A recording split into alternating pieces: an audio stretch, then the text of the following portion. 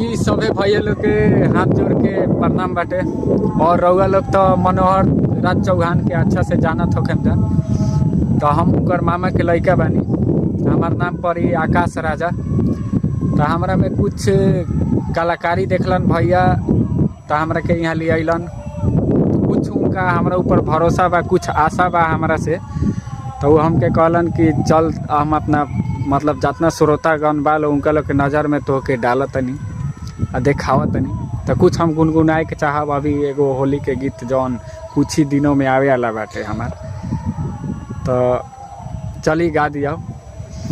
हाँ तो दीदिया के साथे जीजा पर साल होली में आ खाली तू रंगवा डालत रह चोली में। आ दीदिया के साथे जीजा पर साल होली में आ खाली तू रंगवा डालत रह चोली में।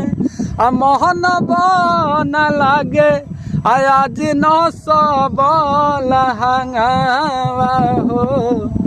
अरे तो पोरे पोरे टूटता हवे हमरो बदनवा। अरे ले अले बजानवा हो। आ धीरे धीरे डालो तनी रंगवा जीजा हो।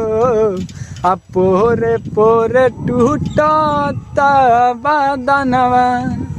तो ऐसा बहुत सारा गीत बाटे। अभी रउआ लोग मौका दिलो, कुछ देखी लो, ओकरा बाद में आगे बहुत कुछ देखे के मिली। अभी बहुत बाकी बा एपिसोड।